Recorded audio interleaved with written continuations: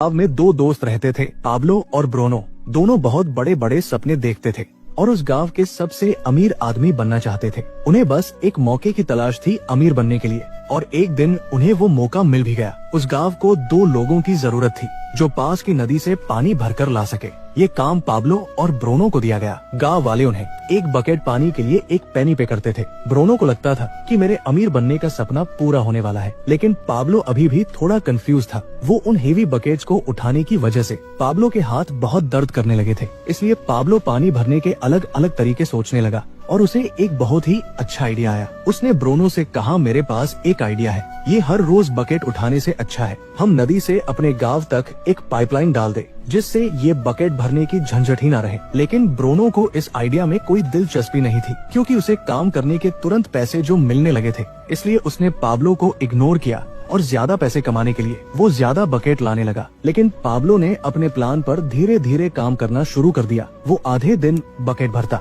और बाकी के टाइम पाइपलाइन बनाता। उसे पता था ये काम बहुत मुश्किल होगा और पाइपलाइन बनाने में 1 से 2 साल लग सकते हैं, लेकिन उसे अपने आइडिया पर भरोसा था, इसलिए उसने पाइपलाइन के लिए काम जारी रखा। कुछ महीने बाद ब्रूनो और गांव वालों ने उस पर हंसना शुरू कर दिया, क्योंकि 1-2 महीने में उसका कुछ खास काम नहीं हुआ था। इसलिए गांव वाले उसे पाब्लो द पाइपलाइन मैन कहकर उसका मजाक उड़ाते थे। और दूसरी तरफ बकेट भरने वाले ब्रूनो की इनकम डबल हो चुकी थी। वो एक बड़ा घर खरीद चुका था, उसकी लाइफस्टाइल बदल चुकी थी। ब्रूनो जब वीकेंड्स पर मजे करता तब भी पाब्लो पाइपलाइन के लिए खुदाई का काम करता था। और कुछ ही महीने बाद पाब्लो की आधी पाइपलाइन बन चुकी थी, जिसकी वजह से उसे पानी भरने के लिए अब आधे रास्ते तक ही आना पड़ता था। इससे उसका काफी टाइम बचने लगा और वो पाइपलाइन बनाने में ज्यादा टाइम देने लगा। इधर कुछ महीनों बाद ब्रूनो को रियलाइज हुआ कि रोजाना इतनी बकेट उठाने से उसका शरीर अब पूरी तरह से थक चुका था। अब वो पहले जितना पानी नहीं ला सकता था, जिसकी वजह से वो बहुत परेशान रहने लगा। और इस तरह महीने गुजरते गए, पर पाब्लो ने अपनी पाइपलाइन पर काम जारी रखा